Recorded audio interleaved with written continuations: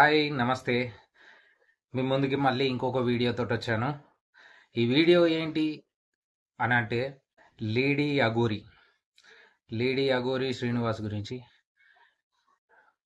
అతని సిస్టంలో problem means ఆయన ఆలోచించుకున్న రూట్ డిఫరెంట్. అది ప్రాబ్లమే కావచ్చు, లేదంటే ఆయన ఇష్టపూర్వకంగా చేసుకుంటూ కామన్గా మీకు ఆయన గురించి అందరు న్యూస్ పేపర్లో కానీ మీడియాలో కానీ వచ్చింది. కానీ ఆయన విషయం పక్కకు పెడితే మెయిన్గా ఇప్పుడు చాలా ట్రెండ్గా ప్రతి న్యూస్లో మీడియా ముందు వచ్చేసి ఇంటర్వ్యూలు ఇచ్చేస్తుంది. ఎవరు ఆయనని మ్యారేజ్ చేసుకున్నా అని చెప్పేసి శ్రీవర్షిని. ఎస్, మెయిన్గా ఈ వీడియో వచ్చేసి ఆమె గురించే చేశాను నేను. ఏంటి అనంటే, ఇప్పుడు లేడీ అఘోరి శ్రీనివాస్ ఇంతకుముందు ఏదో తిరిగాడు, ఏందో చేసిండు, పోయి అయిపోయింది అది. దాని తర్వాత ఆయనకి ఏ రూట్ దొరకక ఏదో నేను జీవితంలో ఏదో చేయాలనుకుండో, లేదంటే నేనేం చేయలేను అనుకుండో ఆయన ఒక రూట్ ఎంచుకున్నాడు. అది రైటో రాంగో ఆయన గైడెన్స్ ఇచ్చేటోళ్ళు లేకనో ఏదో మేబీ జరిగి ఆయన రూట్ ఏందో అది పోతుంటే అసలు నిన్ను ఆయన రూట్కి వెళ్ళమని చెప్పింది ఎవరు? ఇప్పుడు నువ్వు వచ్చేసి ఆయన పెద్ద ఫ్రాడ్, నువ్వు రెండు చెప్తున్నావు. ఏంది 2 లేదా 3 విషయాలు చెప్తున్నావు. ఏంది మీడియా ముందుకు వచ్చి ఆయన పెద్ద ఫ్రాడ్, ఆయన ఏం ధ్యానం చేసేటోడు కాదు, ఆయన అసలు అఘోరి లక్షణాలు లేవు, ఆయన పెద్ద ఫ్రాడ్ అని ఒక రూట్ చెప్తున్నావు. ఎస్, నువ్వు చెప్పడం కాదు, నువ్వు కలవక ముందే మీడియా కానీ జనాలు కానీ పబ్లిక్ కానీ నువ్వు ఫ్రాడ్, నువ్వు ఫేక్, నువ్వు కరెక్ట్ కాదు అని చెప్తున్నారు, వింటున్నారు. అది క్లియర్. నువ్వు కొత్తగా చెప్పాల్సిన అవసరం ఏం లేదు. కానీ నువ్వు కొత్తగా చెప్పే కథలు ఏమున్నాయంటే, నువ్వు ఆల్రెడీ ఇన్స్టానో యూట్యూబో వీడియోలు చేసుకుంటా నువ్వేదో కామన్గా పాపులర్ కావాలా అని చూస్తున్నావు నువ్వు. అది అందరికి తెలిసిన విషయమే. కానీ నువ్వు ఎట్లా పాపులర్ కావాలా అన్నది నీకు అర్థం కాక అప్పుడు కరెక్ట్గా ట్రెండ్లో లేడీ అఘోరి పేరుతోటి ముసుగులోనో పేరుతోటో శ్రీనివాస్ రన్ అవుతున్నాడు. అంటే నార్మల్గా అఘోరి అయితే ఎవరో ఏడనో ఉండేసి ఏదో పూజలు గీజలు చేసుకుంటుంటే నువ్వు అంతా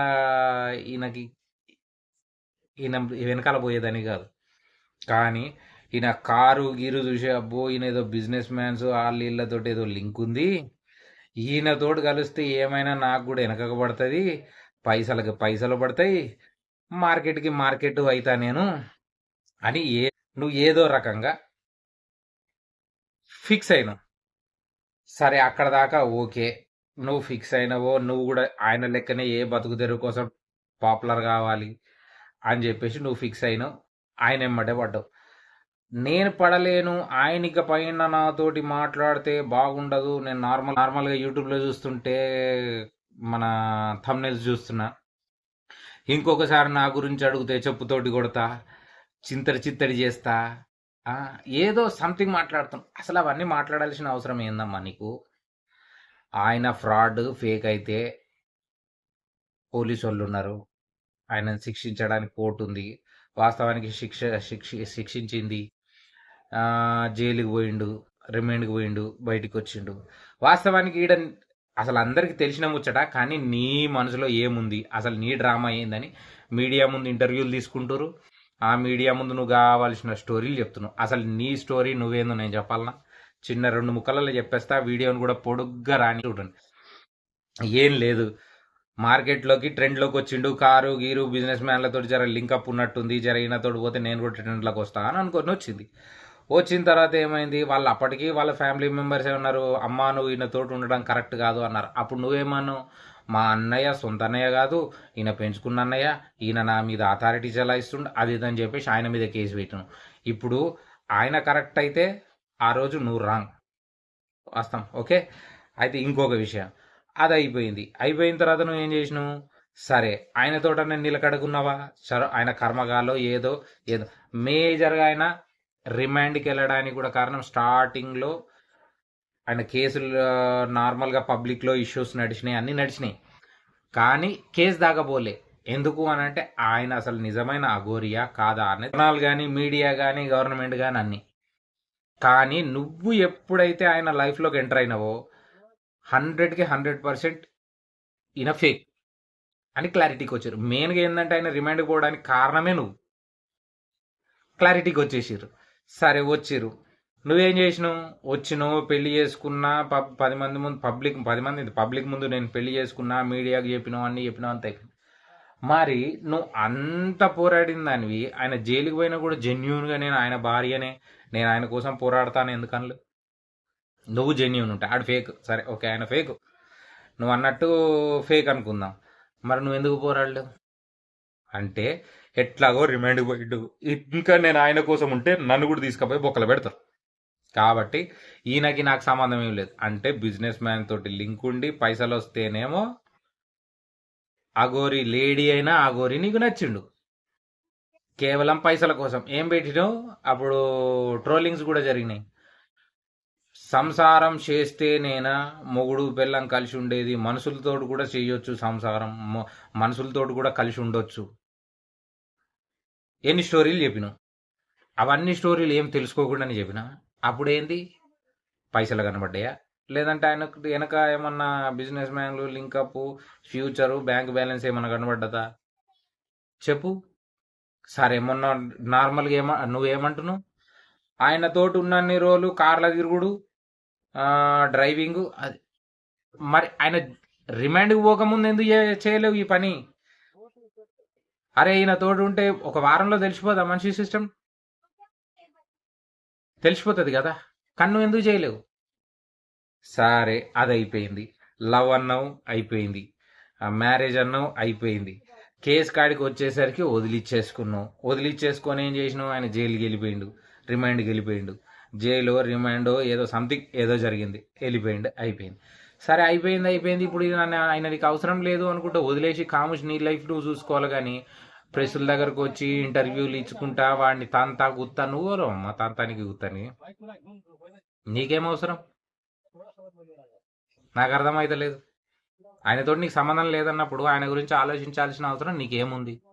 ఏ ఇంటర్వ్యూ చూసినా సీను గురించి నువ్వు నన్ను మోసం చేసిండు, నన్ను ఇట్లా చేసిండు, అట్లా చేసిండు అని చెప్పినట్టే ఉన్నాయి. కానీ ఆయన ఎక్కడ కానీ ఇంటర్వ్యూలోకి వచ్చేసి ఎవరైనా మీడియా వాళ్ళు అడిగితే ఆమె గురించి నన్ను అడగకండి అంటున్నాడు.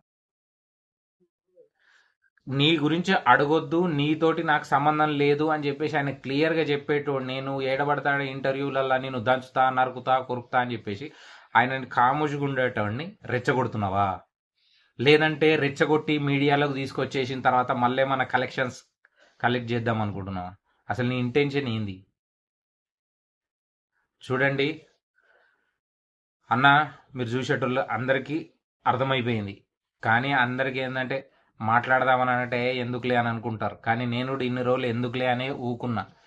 కానీ ఇటువంటి కొంచెం కొంచెం మనం బయటికి వచ్చి మాట్లాడితేనే ఏదన్నా 10 మందికి అర్థమవుతుంది. ఏంటంటే జనాలు ఏంటంటే నడిచే మీడియానే నడుస్తుంది, చెప్పే ఇంటర్వ్యూలే చెప్తున్నాయి, రెగ్యులర్ ఒకటే ఛానల్లో నడుస్తుంటే వీళ్ళు కామన్గా తీసుకుంటారు, అయిపోతుంది అన్నట్టే అయిపోతుంది. కానీ కామన్ కాదు, జనాలు అన్నీ చూస్తున్నారు, అన్నీ వింటున్నారు, దానికి రియాక్ట్ అవుతున్నారని కూడా మనం తెలియజేయాలన్న ఇంటెన్షన్ అది. కాబట్టి నేను చెప్తున్నా కదా, ఈమె ఇంటర్వ్యూలు ఎవరన్నా తీసుకోవడము వేస్ట్, టైం వేస్ట్, ఈమె గురించి ఆలోచించడం వేస్ట్. ఆయన ఫ్రాడ్ అని ఇప్పుడు చిన్న లాజిక్ చెప్తా. ఆయన సాధన చేసేటోడు కాదు, ఆడు ఫ్రాడ్ అన్నది. మళ్ళీ ఏమన్నది? ఆయన మొత్తం ఆయనలాగా ముంచేసిండు, హైప్నోటైజ్ చేసిండు, ఆడికి ఏమీ రాదు అని చెప్తావు, మళ్ళీ ఏదో చేసిండు అని అంటావు. ఏ లెక్కన చేస్తున్నావు? అంటే నువ్వు ఏదో చేసిండంటే చేసినోడైపోతాడు, ఆయనకేం శాత కాదు అంటే శాతనోడైపోతాడు, ఏం లేకపోయినా ప్రేమించవచ్చు అంటే ప్రేమించేటోడైపోతాడు, ఏం లేదు వీడు నన్ను మోసం చేసిండంటే మోసగాడైపోతాడు. తప్పమ్మా. శ్రీవర్షిని, నీ లైఫ్ నువ్వు అనుకున్నట్టు జీవించాలనుకుంటున్నావా? ఆయన గురించి అవసరం లేదనుకుంటున్నావా? ఇంకా ఏ టీవీ ఇంటర్వ్యూలకు పోయి ఆయన గురించి మాట్లాడే రైట్స్ నీకు లేవు, వదిలేసి. నీకు ఎందుకంటే ఆయనని నీ లైఫ్లోకి ఇంకా కావాలనుకుంటున్నావు, నీకు ఏదైనా న్యాయం కావాలి అనుకుంటే నువ్వు నువ్వు ఎంత దూరం అన్న వెళ్ళొచ్చు, దాన్ని ఎవరడం. కానీ నీకు ఆయనతోటి అవసరం లేదు అనుకుంటున్నావు కాబట్టి ఇక్కడికి ఆపేసేసుకో. ఆయన లైఫ్ ఏందో ఆయన చేసుకుంటాడు, నీ లైఫ్ ఏందో నువ్వు చేసుకో. నేను నీకు ఇచ్చే సజెషన్ అది. నువ్వు అన్నలాగా అనుకుంటావు, ఎట్లా అనుకుంటావు నీ ఇష్టం. జై హింద్.